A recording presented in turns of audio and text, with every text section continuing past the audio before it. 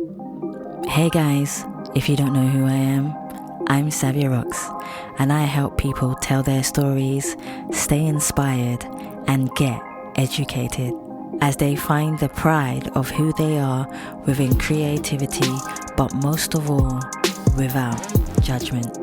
Join us as we talk about You really want to leave a legacy, do something for mankind. Do something that's going to benefit not just your children, everyone else's children.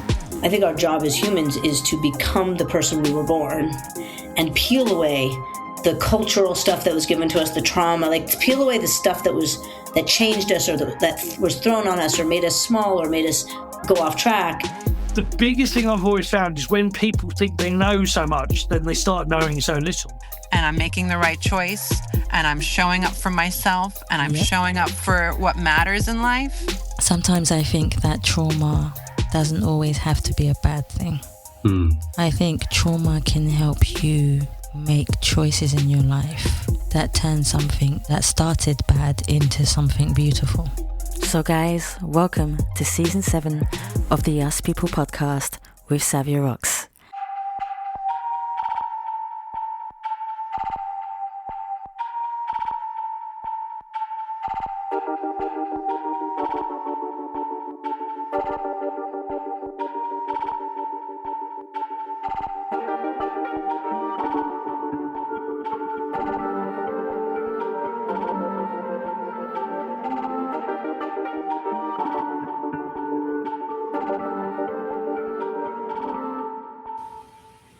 Hey guys, and welcome to another episode of the Us People podcast. I'm your host Savia Rocks, and today I am abundantly humbled to have Arif here with me. He is working within and very passionate about working within banking, fintech, and also health and well-being fashion. Arif, I want to thank you so much for taking your time to come on the Us People podcast. How are you? Thank you very much for having me. It's an honor to be on your podcast, and yes, I'm very excited to share some information, perhaps could give someone a clue to better their lives. See, this is why I like doing interviews, because it helps to share, educate, and give people a way out in life, which is a beautiful thing, because sometimes in life we're all going through different directions, or we're all going through different things, and we need help. And it's just about asking for the help or being able to find it. So Arif, my first question for you, which even I would love to know, please tell me where you grew up and how that influenced you to be the person who you are today. Well, thank you for the question. It's a deep one. I was born in what's known as Iran right now, in the Kurdistan region of Iran, which in London has a very large population. I went through the Iran-Iraq war where I was injured at the age of 10. I was the first in my family also to be able to pass the examinations to be a doctor, hence talking about health and wellness. Yes. But because of my ethnicity, I wasn't allowed in Iran. So I decided to leave the country at the age of 18 through tearful, basically goodbyes with my family, with a backpack, just like I am right now, through a lot of countries, eventually made Canada the choice to raise my own family. I'm a proud Canadian. I like that. See, I absolutely love that. So my next question goes a little bit deeper into who you are as a person, which is, can you define yourself as a person? But also, Arif, who do you see when you look in the mirror? But on the flip side of that question, has there ever been a time where you have looked in the mirror and not recognized the person staring back at you? How did you manage to go from a person that you may not have liked being as a person to becoming a person that you felt had purpose in the world? Thank you so much again. My family history is very deep in the Middle East. I have been blessed to have a lot of mentors in my life. Yeah. Starting with my late father, who passed away during COVID-19, but he left 3 messages in a letter that was tucked under his pillow the night that he died. We opened up this at the time I was there, and he said, "Son," And I'm the youngest son of 10 people, 10 siblings. So Wow. this was his three things. One, take care of your mother as long as she's alive. That's your duty as a human being, to take care of your mother. Number two, to find a way to serve the people of this world, this planet.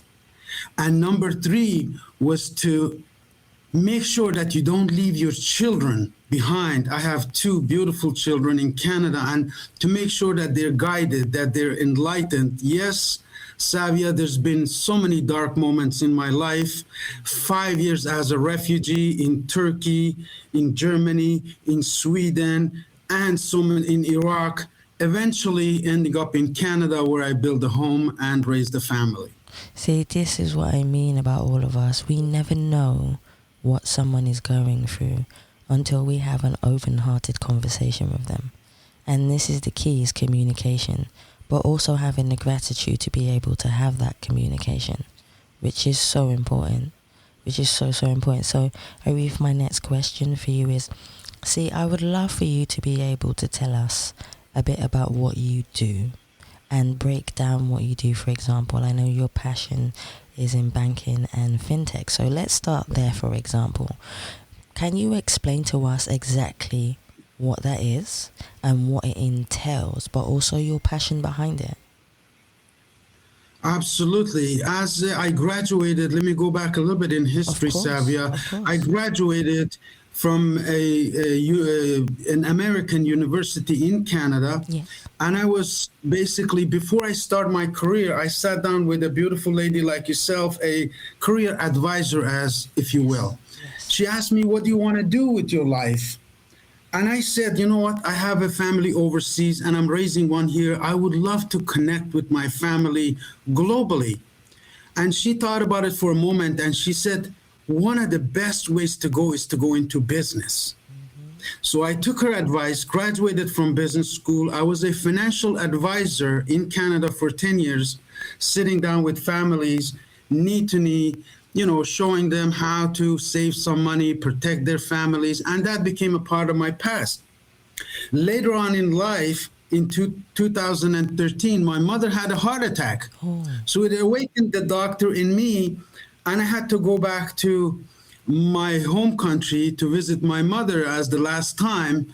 And I have good news for you. Okay. She not only survived the heart attack, but she's still alive at the age of 89 because of the discovery of some products and this positive mindset that I projected to her. But it became my business. I left the banking at the time, focused on health and wellness with what we call Camel Care, Yes. products that are made of camel fur that are very therapeutic, that help people with arthritis, with all kinds of pains and aches, and amazing, miraculous fiber, if you will. So I continued that until 2025, where one of my students, again, talking about a book that was published in England, The Ministry of Miracles, as we try to create miracles.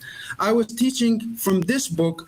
One of my students came and he says that I have an opportunity you should consider seriously. Yes. And I said, okay, what is it? He says, well, it's in the Fintech industry, financial technology. And I got introduced to what we call right now Aurum Foundation. Yes. Aurum Foundation is basically a fintech company that is just about to go public on January 16 to 19 in Dubai. So I was here in the Middle East, going to the home office, meeting with the executives and finding out the ins and outs. It helps the average person take control of their finances using AI, using robotics, using basically grade A quality of investment services to the average public. In other words, bringing Wall Street to Main Street. And that is why I got really passionate about it. And things have exploded over the last 4 months that I've been with the company. We've built up global teams, not only to educate them about health and wellness, but also to educate them about this unicorn opportunity that's making waves around the world, basically teaching people how to take control of their own finances. See, this In a is summary, that's yeah. the short journey of This is what I love. what I went through the last few years. See, this is what people need to hear about, because a lot of people are often in the dark about these things, Arif. So for me, it's fascinating to know, because the more we learn, the more we understand, the more we can change our lives, just like you did. And people seem to think often that, you know, if you come from a certain country or culture, and especially with what's going on in the world today, you can't strive to be who you want to be. Well, that's not true. You can. It may be a little bit harder for us because we might have to work 10 times harder than the average person, which we do, and I'm not going to hide that.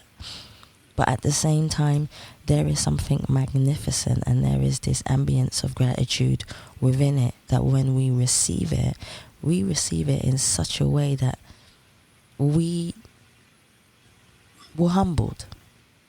We're humbled at the same time, but it's also the universe saying that we deserve it too, because we worked for it. So that's fascinating. The other one I wanted to speak about was fashion, well-being fashion. I want to talk more about that because I find it extremely interesting. Could you break down the whole side of well-being fashion? Absolutely. Again, the fashion industry was flooded with plastic-made or plastic byproducts in the 1970s when China started the mass production of all these nylon, if you will, based wearables. Yes. And slowly, because of the cost, if you will, because of the cheap prices of production, natural fibers were put aside. And this became the main theme for fashion. When I researched this natural fibers, particularly wools and cashmeres and things like this, I found out that this was the way that our ancestors actually lived for centuries.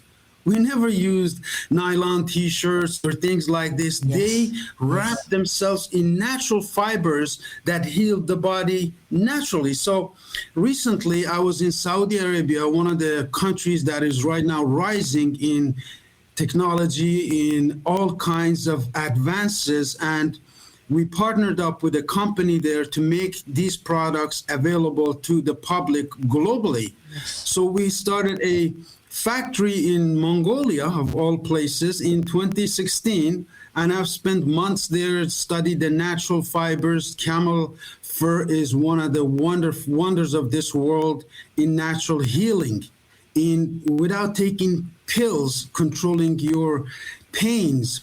And we turned this into a fashion brand that now is on the rise globally, and I'm very, very proud of the work that we have done.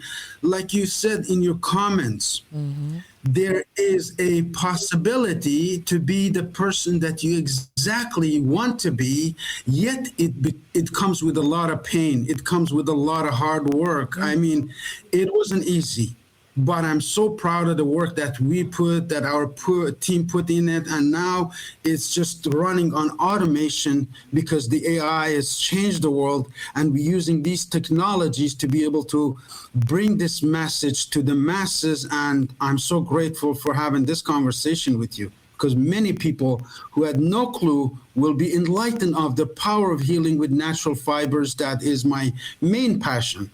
Can you tell me some of the natural fibers? Because I know linen is definitely one. I wear a lot of linen and cotton, but what are the other fibers that can help people? Because these really give you good energy. These give you so much good energy. Absolutely. Again, I have many samples of them around me, but let me just explain in natural fibers you asked. One of the oldest natural fibers is sheep wool, if you will, sheep wool. When I was a child, my grandmother used to knit these socks with hand, and we wore them, and we used to go in the snow and play, and basically play snowballs and go sliding and all of this. Next of these natural fibers is camel fur, which is the king of all natural fibers because of the temperature that it grows in. Why? The desert temperatures could be about 50 degrees, and it could sharply go down to 5 degrees, if you will.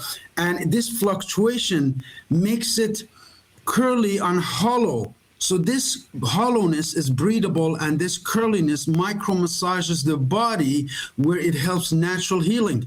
It's a thermoregulating fiber where it brings body temperatures to 37 degrees Celsius, which is the natural body function. So it does work in miracles. Another fiber I wanted to talk to you about is a bamboo that's also in the rise globally right now. Yes. Bamboo is one of the wonderful fibers that I've used personally, and we have plans to include that in our business in places where it is received with a lot of gratitude because it's very durable, just like camel fur and just like sheep wool that has been used for thousands of years. This is a new technology. Again, I love technology, AI, and how it's changing the world for the better.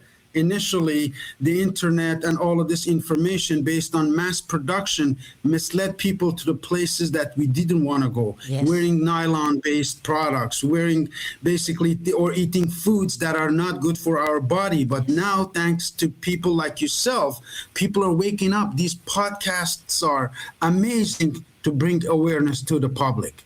See, this is what I like also, because so many people are. I've seen people go out and for some reason they're not understanding what's taking away their energy. And there are so many things that I want to share to be able to help them, and definitely clothing is one of them. And a lot of people might not be able to. People think that these clothings are expensive, and they're not as expensive as we think, which is so important. So one question I do want to ask you, I know that you travel so much, Arif. I know, yes, as I and I know, I'm living in Sweden. and I know that time, time stamps and where we are in time can sometimes go away with us, because I completely understand that too. So my question for you is, what is a day like in Arif's life, from when you wake up in the morning to where you might be traveling, where you might be dealing with a client, where you might be doing what you love within your business and working with colleagues to be able to get what you want to evolve to the next level, and all the way up to the evening? What is it, one of the days in your life like? Very profound question. The only thing, Savia, that we can actually take with us is our disciplines. Very much so. I have been blessed to take my disciplines with me around the world. For example, one of the things that I do early morning, besides some meditation, some prayer, some gratitude that I have on daily basis, that's the first thing after waking up, having some water, I go for a run. I am the street runner. I have run so far in 54 major cities around the world early mornings. Where I come from, they say that God, Allah, whatever you believe in, yes, whatever is believed in, yes, sends down angels down to earth early morning to receive our prayers. So after my prayer, I go for a run, then I come back, whether it's an office, whether it's a hotel room, get on the internet. Again, the technology, I cannot emphasize, has changed the world. You and I would not be able to converse if it wasn't for the power of technology. Agreed. And thank God to developing teams. Right now, we have teams of people in place in Mongolia, in Saudi, in Canada, in UK, in London, that are helping us. So most of my time is really spent with conversing with my team, answering their questions, being able to connect them with the right resources, and also guiding them through living a purposeful life. That is my really bigger passion. See, and that is what we project onto people also. That passion to be able to do that. For you, I wanted to know, is it hard being a business owner? Because there are a lot of people in the world wanting to start a business, but too afraid. And fear is one of the things that hold us back in our life from seeing our true potential of who we are as individuals, people, and giving a service, just like your father said, giving a service to people that is exceptional and that they do not expect to receive.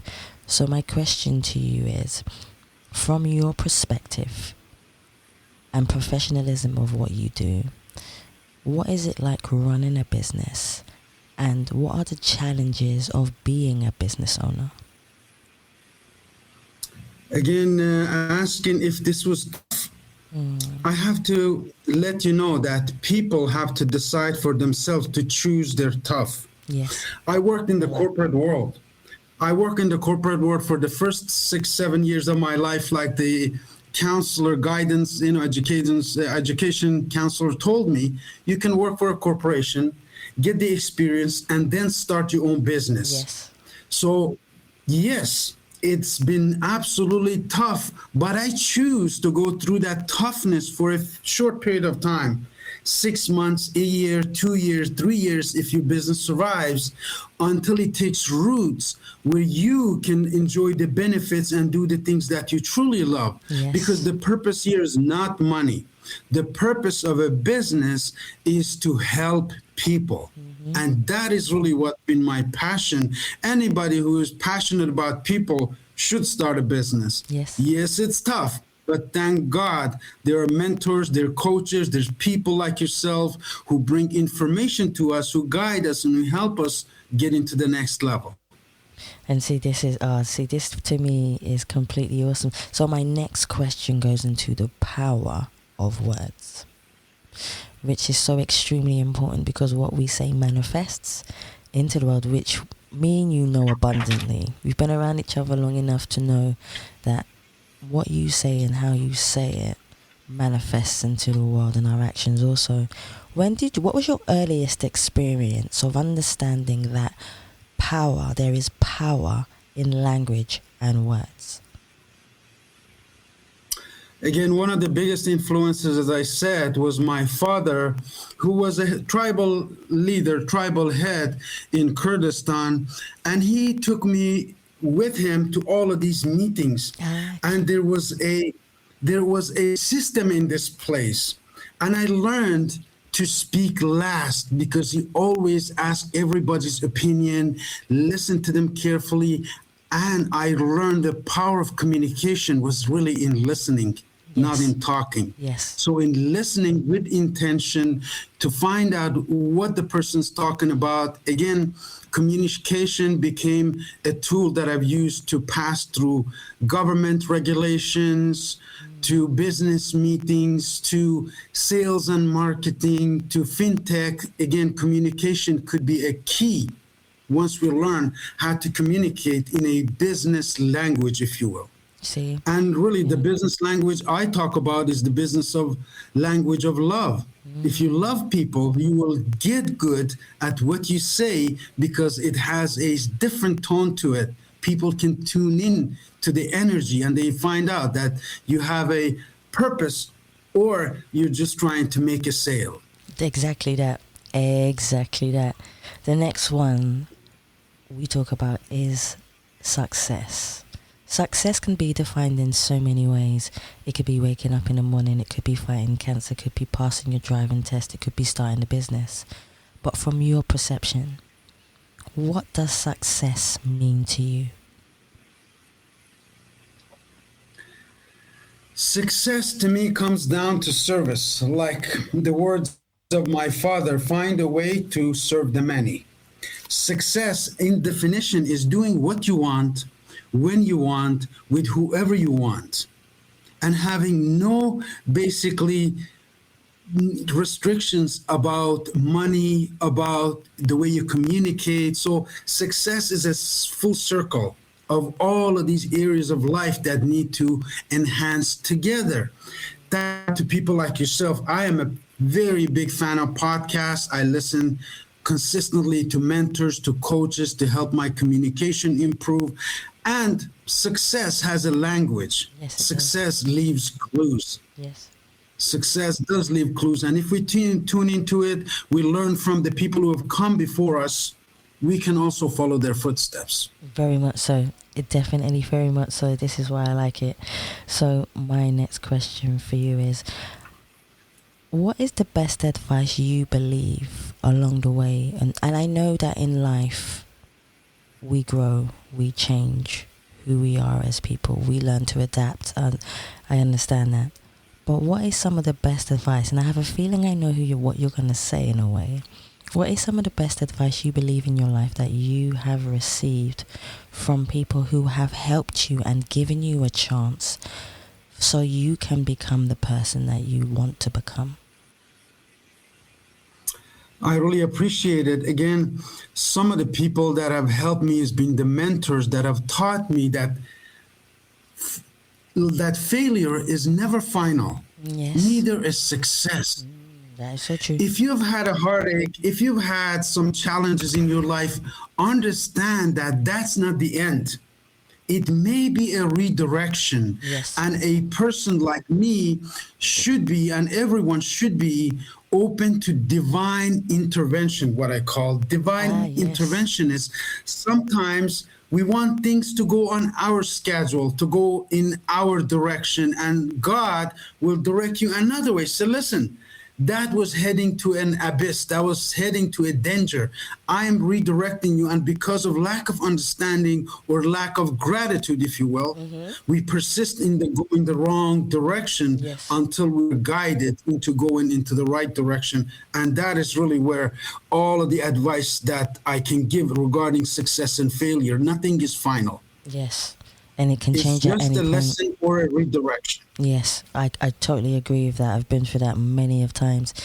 If there was one question in which you wished someone had asked you, and nobody has ever asked you this question, what would the question be and why?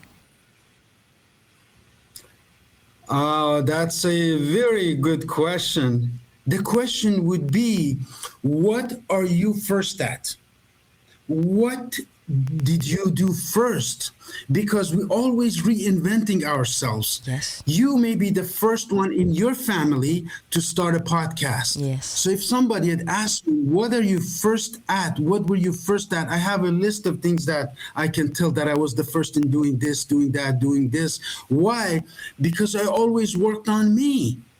I never compared myself to another human being, neither their successes nor their failures. I tried to focus on improving me. So what I was the first at, I was the first at looking at me to say, you are an image of God and you need to improve you. Yes. So I kept on working on me and until the great doors opened up that I'm so grateful to be here now with you. See, and this is what I love also. So the next one I would love to ask is about judgment. Sometimes we are judged based upon who we are, the color of our skin, our culture. Even though I think every culture has a beauty within it that we all should learn from. I don't think any culture is better than another one. It's just that we are all uniquely different within our cultures of how we do things. But from your perspective, judgment comes in a lot when it comes to these things. So if I said to you, Arif, that I'm taking the word judgment away, what do you believe in your life that you would have done differently knowing that judgment did not exist? I can tell you that I'm blessed to have passed that judgment point, because the only authority that has the power to judge us is the Creator, is the person who created you and I, gave us life. I am blessed again to be the first Kurdish person who have gone through all of these things and invented these, but I'm also the very first one to have mixed race children.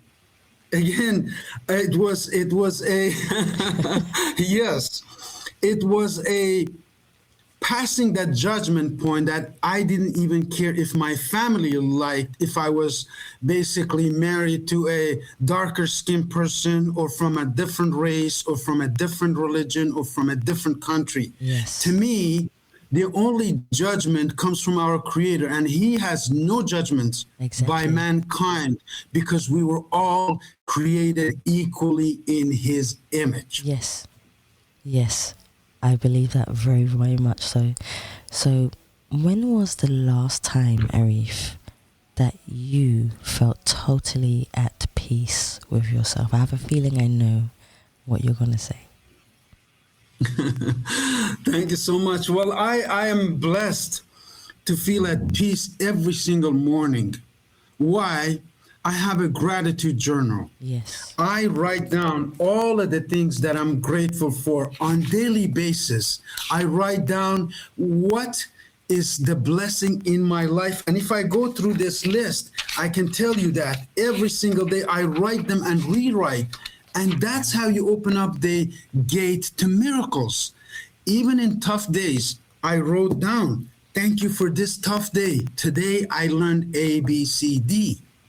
I learned from failures. I learned from heartbreaks. I learned from mistakes. I learned from judgments. Yes. Yes, totally. The next one is legacy. And I have very, very in-depth conversations about the word legacy. So some people feel that legacy is defined by when someone passes, but I don't believe so. I believe legacy is when you're alive and how you talk to people, how you treat people, what you say to someone that can change their life. They're talking to a stranger, from your perception also. What does the word legacy mean to you? Legacy, as you mentioned, may be defined as what we leave behind. And if I go back in history, the really person that I admire for legacy is Jalaluddin Rumi, the most read poet in America. Rumi lived in 752 years ago, and my latest book is Rumi 360. Jalaluddin Rumi's wisdom for 21st century. What he says in this context is that you are the walking, talking legacy every single day. That's true. The way you treat a person, the way you treat a garbage man, if you will, and the way you treat a president should not differ in your legacy. Okay. When you walk in the steps of legacy, human beings become angels. Everybody has a special sign here. Make me feel special. If you just do that, if anyone just does that, I believe they're walking legacy. Yes. They're building their own legacy. Yes. What is the future? What do you believe is the future for yourself, Arif? I'm very interested to know, because your perspective on life is very beautiful, and I can see that regardless of any challenges that have come in your life, you've always had this outlook to say that everything will be as it is and as it will be, but from a positive perspective. Talk to me about what you believe the future holds. Again, the future, let me go back to Eleanor Roosevelt, who said, yesterday is mystery. Tomorrow is mystery. Today is a gift. Yes. Today is a present. So the future, as I see it, is accumulation of all of the hard work that I personally and my team put into our businesses, pouring our heart out to people to build them up. Building people will be a legacy that I like to leave behind, because that will make sure that the future generations live better than the current generations. Yes. And that is really going back to my father's three basically words of taking care of your mother, the seniors, our parents give us life, finding a way to also serve the many people. And the third one was to make sure that your children are enlightened, they're aware, they know who they are and their capacity. So that's really my passion going forward, and I'm hoping to fulfill that last wish. Oh, you will. I definitely know you definitely will. I always, my next question for you, I would love to know, just out of curiosity, music plays a beautiful part in all of our lives. And I mean literally plays a beautiful part in all of our lives. It can heal us, it can save our lives, it brings us together as people. If I said to you, Arif, if there was one song that was the soundtrack of your life, What song would you tell me, and why would you choose that particular song? There's so many songs. Music plays a big role in my life. Yes.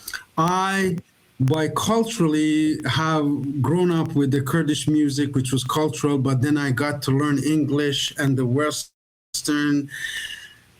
You know, there's so many songs that I can even think about a favorite, but any song that inspires someone to take action. Any song, the theme song of my life would be to rise really from ashes, because there are so many people who are sitting down on their phone in their hand, going through social media, instead of putting their favorite music on and going for a fast walk. Yes. That doesn't cost nothing. That doesn't cost you anything. Yes. It will give you your body health, it will give your mind calmness, and you will be inspired.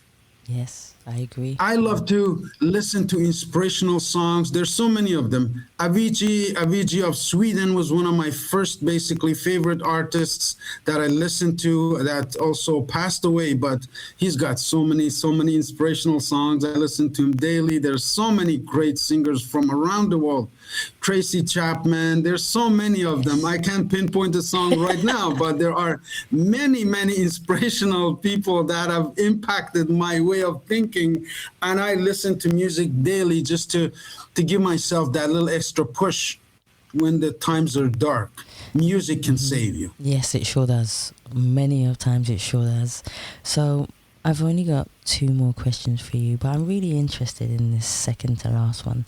If I was to say that for 24 hours I'm going to put you on a desert island and you are allowed to take with you 1 musician, 1 president and 1 activist, Arif, who would you take?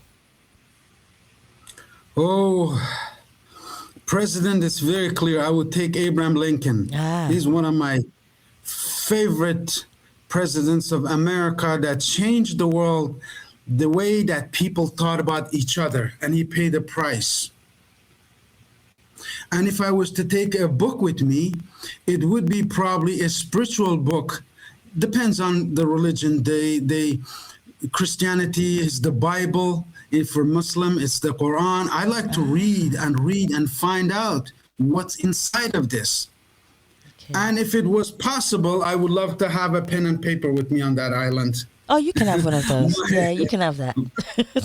My late brother, who also was a poet, he told me, always carry a book in hand, 1 to read and 1 to write. Yes, I agree. 1 to read and 1 to write. So I always carry a booklet with me, 1 to read, 1 to write. Yes, that's beautiful advice as well. That is absolutely. Thank you. So my last question for you before I have the pleasure of saying thank you to you for coming on the show. I would love for everyone, and I literally mean this from the bottom of my heart, for everyone to be able to find you, to know more about what you do, for you to pass on your knowledge, to do more business with you, to manifest that. Definitely. Where can we find you? Where can people find you to have a conversation or just connect with who you are as a person? I really appreciate this question. Again, I have a very active social media life, just under Arif Gilany on all social media, ArifGilany. Yes. As you know, I also have a YouTube channel called Camel and Cash. Yes. Reason for that, Camel for health and wellness as the glory of Camel product, Cash for Fintech, because there's opportunities right now that many people who take action this year will be able to make millions of dollars, totally change their lives. Yes. And it's Camel and Cash with Arif Gilany on YouTube. Those are the places that I can be found, and I'll be happy to connect with anyone who's looking for a way out of the maze, if you will. Yes. The 9 to 5, if you will. Mm-hmm. The brainwash, if you will, because freedom is worth it. Yeah, freedom is worth it. And that's a beautiful quote actually to put down for you, is freedom is worth it. So Arif, this is where I say to you, thank you so much for coming on the Ask People podcast. You have my gratitude for sharing your story, for sharing who you are as an ambient person, but also giving knowledge and education to people so that they can start a pathway of their own in finding who they want to be, how they want to be it, but most of all, evolve in who they want to be. So thank you so much from me. I appreciate you. Thank you. You are very welcome, and thank you for the work you do. Let me thank you also, because you taking this step to starting this podcast. I followed your story over the last few years. You have grown beautifully, I can see, and I would like to have a copy of this to send it to my media, also to share it with our network, to make sure that more people hear about Savia Rocks out of United Kingdom, London. You are, yes, to hear your voice, to hear your podcast, because I see what a great and wonderful job you do. Thank you so much for having me. Thank you so much. I'm humbled by that. I am absolutely humbled. So guys, this is where I say to you, thank you so much for listening to the Ask People podcast. And please remember, you can subscribe and leave us a review on Spotify, iTunes, Google Play, or any other platform that you prefer listening to.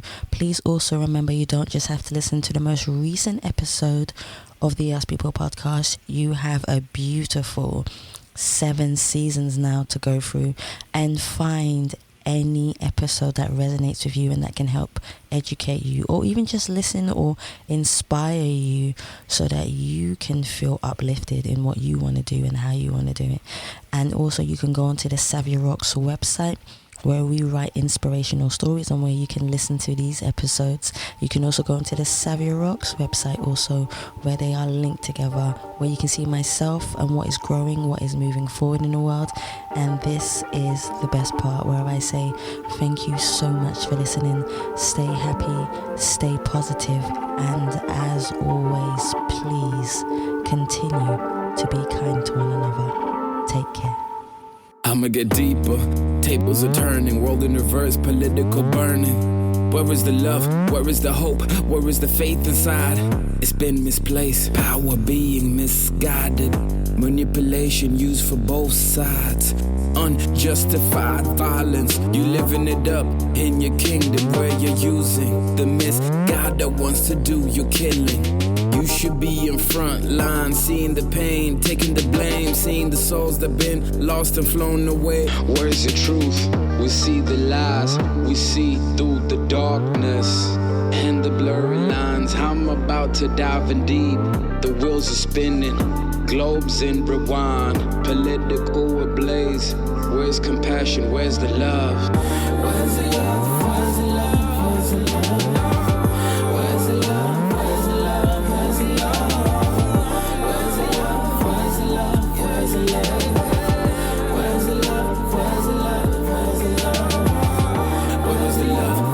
love? Where's the love? How do you breathe and how do you feel? I guess it's a lie you've been telling yourself. Get deeper, tables are turning, the reverse political burning. Jesus said, sins of your fathers, ripping through time, we living and breathing it. How could I breathe when I see people dying on both sides? We need to do better, shell shock, yeah, imagine that. Powers pretending they don't even have blood on their hands. Playing on both sides, you know what you did. Change the status quo, sins of your fathers, ripping through time, we living it, breathing it.